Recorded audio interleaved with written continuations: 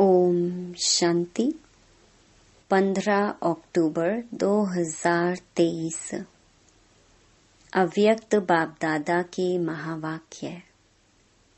Original date 18 जनवरी 1996। सदा समर्थ रहने की सहज विधि। शुभ चिंतन करो और शुभ चिंतक बनो। आज स्नेह संपन्न स्मृति दिवस है। चारों ओर के बच्चों के स्नेह का दिल का आवाज बाप दादा के पास पहुंच गया है। यह स्नेह सुख स्वरूप स्नेह है। बाप दादा इस दिवस को स्मृति दिवस के साथ साथ समर्थी दिवस कहते हैं, क्योंकि ब्रह्मा बाप ने अपने साकार स्वरूप में सर्व कार्य करने की समर्थियां अर्थात शक्तियां साकार रूप में बच्चों को अर्पण किया। इस दिवस को सन शोज फादर के वरदान का दिन कहा जाता है। साकार रूप में बच्चों को आगे किया और फरिश्ता रूप में अपने बच्चों की और विश्व की सेवा आरंभ किया। ये 18 जनवरी का दिवस ब्रह्मा बाप के संपूर्ण नष्टो मोहा स्मृति स्वरूप का रहा। जैसे गीता के 18 अध्याय का सार है, भगवान ने अर्जुन को नष्टो मोहा स्मृति स्वरूप बनाया। तो ये 18 का यादगार है कि ब्रह्मा बाप कितना ही बच्चों के प्रति अति स्नेही रहे। जो बच्चे अनुभवी हैं कि सदा सेवा के निमित्त बच्चों को कितना याद करते, अनुभव है ना। मोह नहीं रहा, लेकिन दिल का प्यार रहा, क्योंकि मोह उसको कहा जाता है जिसमें अपना स्वार्थ हो। तो ब्रह्मा बाप का अपना स्वार्थ नहीं रहा, लेकिन बच्चों में सेवा अर्थ अति स्नेह रहा। फिर भी साथ रहते बच्चों को सामने देखते भी कोई देह के रूप में याद सताई नहीं। एकदम न्यारा और प्यारा रहा। इसलिए कहा जाता है स्मृति स्वरूप नष्टो मोहा। कोई मेरापन नहीं रहा। देहभान से भी नष्टो मोहा। ये तो दिवस ऐसे फॉलो फादर का पाठ पढ़ाने का दिवस रहा। ये अव्यक्त दिवस दुनिया की अनजान आत्माओं को परमात्म कार्य की तरफ जगाने का रहा, क्योंकि मेजॉरिटी लोग ब्रह्मा बाप को देखकर यही सोचते या समझते थे कि इन्हों का परम आत्मा ब्रह्मा है।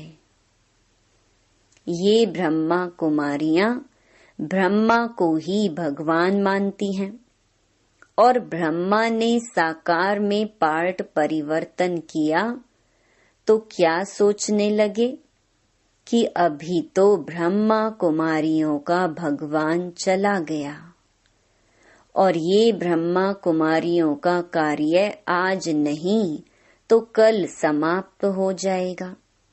लेकिन आप जानते हैं कि इन्हों का करावनहार ब्रह्मा द्वारा भी परम आत्मा था, है और अंत तक रहेगा। तो ये परमात्म कार्य है, व्यक्ति का कार्य नहीं है। ये पहचान ब्रह्मा बाप के साकार पार्ट परिवर्तन होने के बाद समझते हैं कि इन्हों को कोई शक्ति चला रही है। अभी भी बेचारे परमात्मा को नहीं जानते, लेकिन कोई शक्ति कार्य करा रही है। वो कौन सी शक्ति है, उसको भी देख रहे हैं, सोच रहे हैं और आखिर तो समझना ही है। तो किसका कार्य है, ब्रह्मा बाप का या परम आत्मा का ब्रह्मा द्वारा? किसका कार्य है? जो बच्चे साकार के बाद में आए हैं वो सोचते हैं कि ब्रह्मा बाबा ने अपना साकार पार्ट इतना जल्दी क्यों पूरा किया। हम तो देखते ना, हम तो मिलते ना, सोचते हो ना।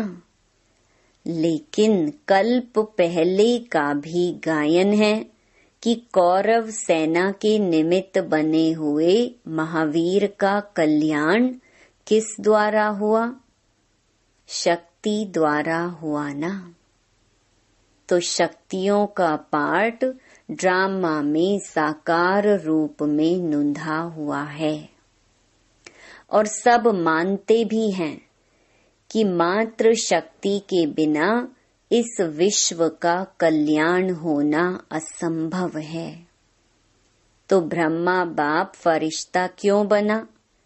साकार पार्ट परिवर्तन क्यों हुआ?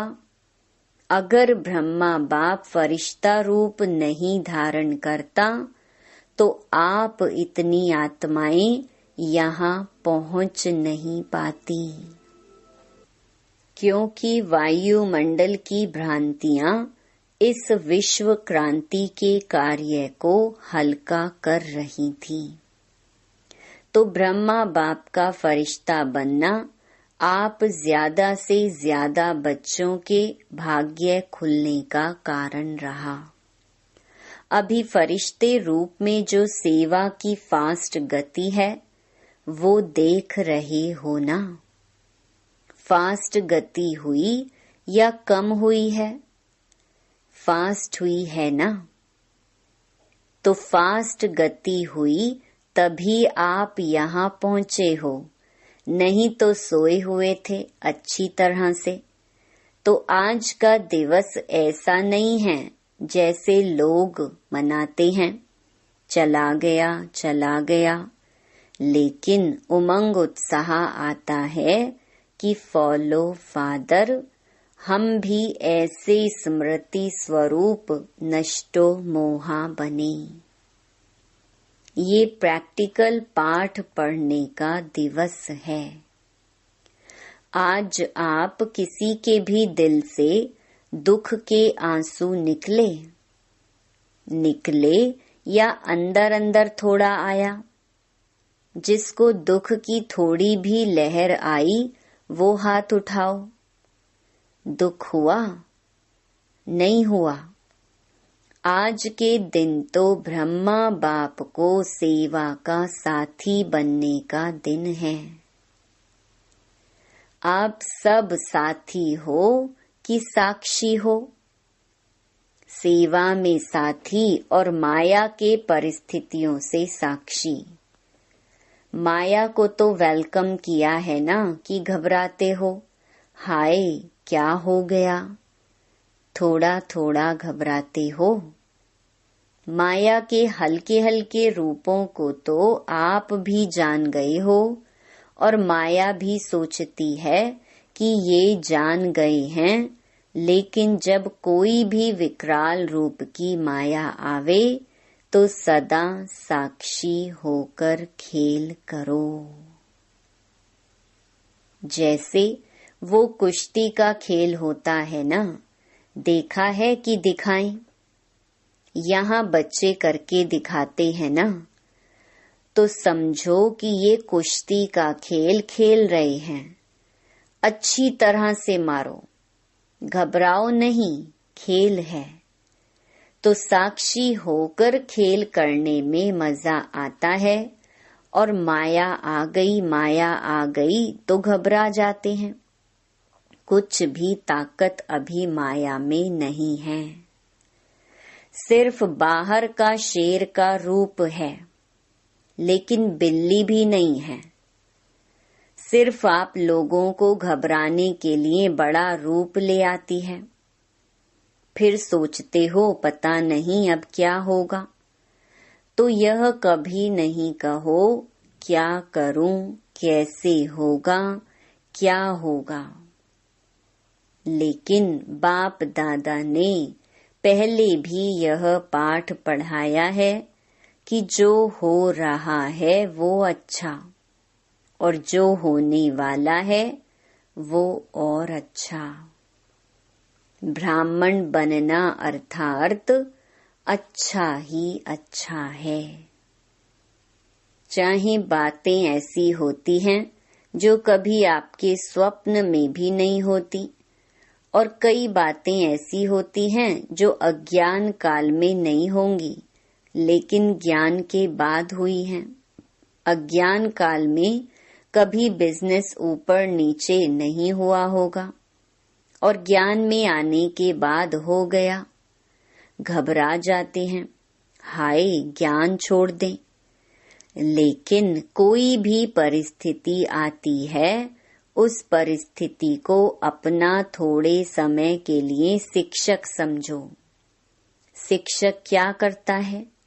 शिक्षा देता है ना। तो परिस्थिति आपको विशेष दो शक्तियों के अनुभव बनाती है। एक सहन शक्ति, न्यारापन, नष्टो मोहा, और दूसरा सामना करने की शक्ति का पाठ पढ़ाती है, जिससे आगे के लिए आप सीख लो कि ये परिस्थिति ये दो पाठ पढ़ाने आई है। और जो कहते रहते हो हम तो ट्रस्टी हैं, मेरा कुछ नहीं है, ठगी से तो नहीं कहते, दिल से कहते हो। ट्रस्टी हो कि थोड़ा गृहस्थी हो? कभी गृहस्थी बन जाते, कभी ट्रस्टी बन जाते।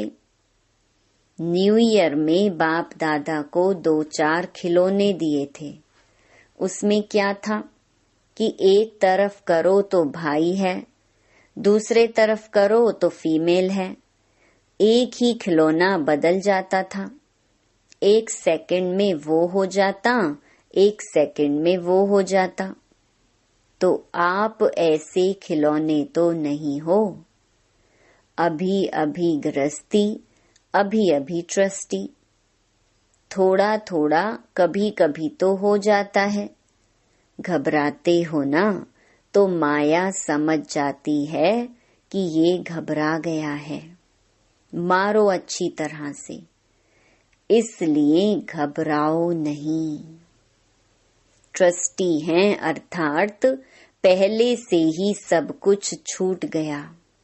ट्रस्टी माना सब बाप के हवाले कर दिया। मेरा क्या होगा? बस गा गा आता है ना तो गड़बड़ होती है।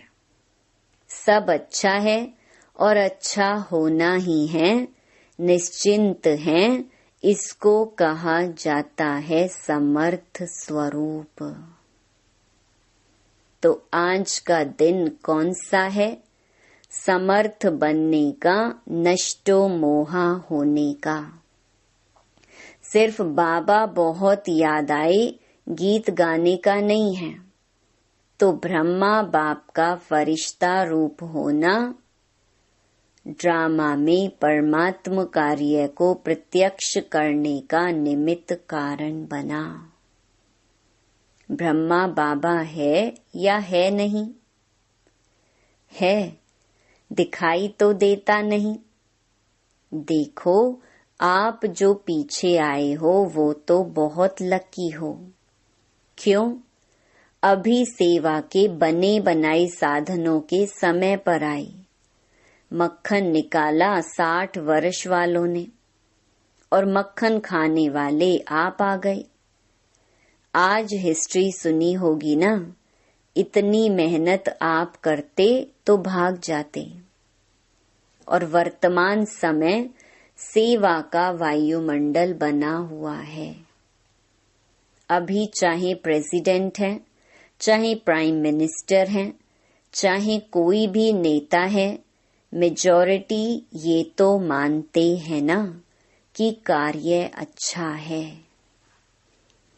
हम कर सकते हैं या नहीं वो बात अलग है, हर एक का पार्ट अपना है, लेकिन अच्छा कार्य है और ये कार्य और आगे बढ़ना चाहिए, ये तो कहते हैं ना। पहले क्या कहते थे कि ब्रह्मा कुमारियों की शक्ल भी नहीं देखना। अगर शुरू में निमंत्रण देने जाते भी थे ना तो दरवाजा बंद कर देते थे। तो आप तो अच्छे टाइम पर आए हो ना। सेवा का चांस बहुत है, जितनी सेवा करनी चाहो उतनी कर सकते हो। अभी सभी समझते हैं कि साकार ब्रह्मा के बाद भी ब्रह्मा कुमारियों ने सिल्वर जुबली भी मना ली, गोल्डन भी मना ली, अभी डायमंड तक पहुंच गए हैं।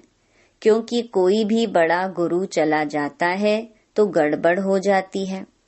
यहाँ गड़बड़ है क्या? यहाँ तो और ही वृद्धि है, बढ़ता जाता है। तो इससे सिद्ध है कि ये कार्य कराने वाला बाप परम आत्मा है। निमित्त माध्यम ब्रह्मा बाप है।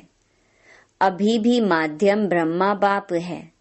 ये पार्ट अलग चीज है, लेकिन माध्यम ड्रामा में पहले साकार ब्रह्मा रहा और अभी फरिश्ता रूप में ब्रह्मा है। ब्रह्मा को पिता कहेंगे, रचता तो ब्रह्मा है ना।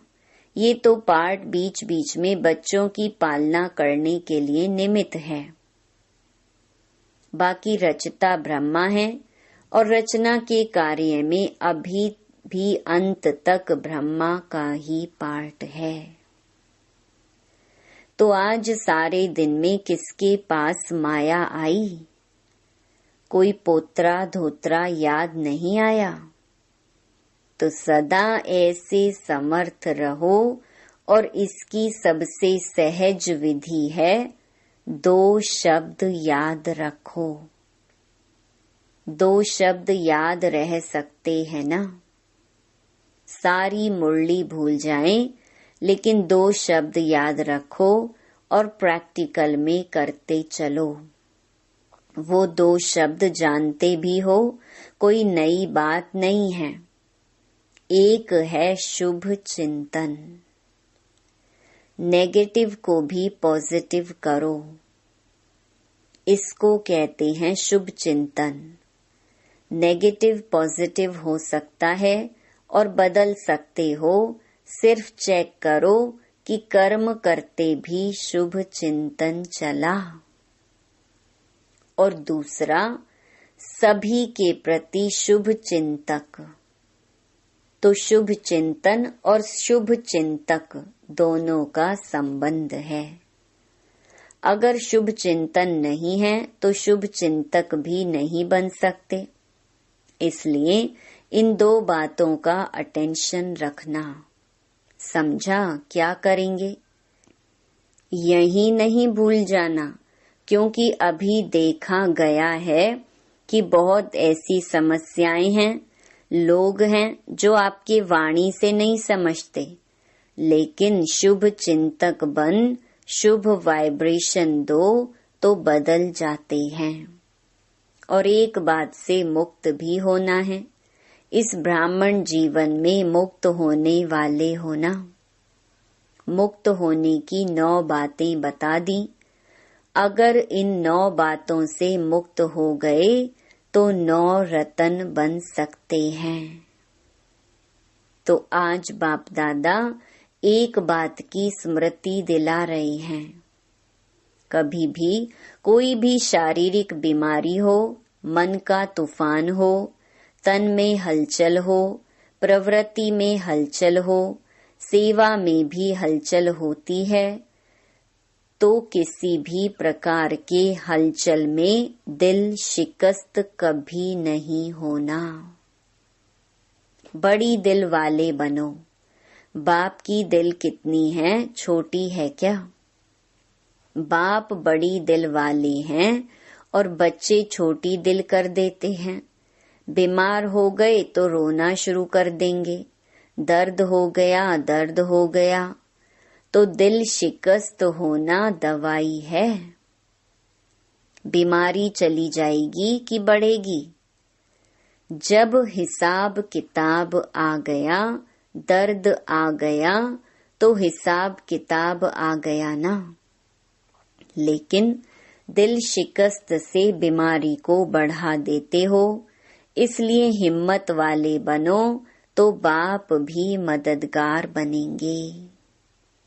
ऐसे नहीं रो रहे हैं, हाय क्या करूं, और फिर सोचो कि बाबा की तो मदद है ही नहीं। मदद उसको मिलती है जो हिम्मत रखते हैं। पहले बच्चे की हिम्मत, फिर बाप की मदद है। तो हिम्मत तो हार ली और सोचने लगते हो कि बाप की मदद तो मिली नहीं। बाबा भी टाइम पर तो करता ही नहीं है। तो आधे अक्षर याद नहीं करो। बाबा मददगार है, लेकिन किसका? तो आधा भूल जाते हो और आधा याद करते हो कि बाबा भी पता नहीं महारतियों को ही करता है, हमको तो करता ही नहीं है, हमको तो देता ही नहीं है। पहले आप महारथी पीछे। लेकिन दिल शिकस्त नहीं बनो। और मन में अगर कोई उलझन आ भी जाती है तो ऐसे समय पर निर्णय शक्ति चाहिए, और निर्णय शक्ति तब आ सकती है जब आपका मन बाप की तरफ होगा। अगर अपने उलझन में होंगे तो हाँ ना इसी उलझन में रह जाएंगे। इसलिए मन से भी दिल शिकस्त नहीं बनो। और धन भी नीचे ऊपर होता है। जब करोड़पतियों का ही नीचे ऊपर होता है तो आप लोग उसके आगे क्या हो? वो तो होना ही है। लेकिन आप लोगों को निश्चय पक्का है कि जो बाप के साथी हैं, सच्चे हैं, तो कैसी भी हालत में बाप दादा दाल रोटी जरूर खिलाएगा। दो सब्जी नहीं खिलाएगा, दाल रोटी खिलाएगा। लेकिन ऐसे नहीं करना कि काम से थक करके बैठ जाओ और कहो बाबा दाल रोटी खिलाएगा। ऐसे अलबेले या आलस्य वाले को नहीं मिलेगा। बाकी सच्ची दिल पर साहिब राजी है। और परिवार में भी खिटखिट तो होनी है। जब आप लोग कहते हो कि अति के बाद अंत होना है, कहते हो अति में जा रहा है और जाना है, तो परिवार में खिटखिट ना हो, ये नहीं होना है, होना है। लेकिन आप ट्रस्टी बन, साक्षी बन, परिस्थिति को बाप से शक्ति ले हल करो। गृहस्थी बनकर सोचेंगे तो और गड़बड़ होगी। पहले बिल्कुल न्यारे ट्रस्टी बन जाओ। मेरा नहीं, ये मेरापन, मेरा नाम खराब होगा, मेरी ग्लानि होगी, मेरा बच्चा और मुझे, मेरी सास मेरे को ऐसे करती है। ये मेरापन आता है ना तो सब बातें आती हैं। मेरा जहाँ भी आया वहाँ बुद्धि का फेरा हो जाता है, बदल जाते हैं। अगर बुद्धि कहाँ भी उलझन में बदलती है तो समझ लो ये मेरापन है। उसको चेक करो और जितना सुलझाने की कोशिश करेंगे उतना उलझेगा। इसलिए सभी बातों में क्या नहीं बनना है? दिल शिकस्त नहीं बनना है। क्या नहीं बनेंगे? दिल शिकस्त। सिर्फ कहना नहीं, करना है। भगवान के बच्चे हैं, ये तो पक्का वायदा है ना। इसको तो माया भी नहीं हिला सकती। जब ये पक्का वायदा है, निश्चय है, तो भगवान के बच्चे भी दिल शिकस्त हो जाएं तो बड़ी दिल रखने वाले कौन होंगे? और कोई होंगे? आप ही हो ना। तो क्या करेंगे? अभी समर्थ बनो और सन शोज फादर का पाठ पक्का करो। कच्चा नहीं करो, पक्का करो। सभी हिम्मत वाले हो ना। हिम्मत है?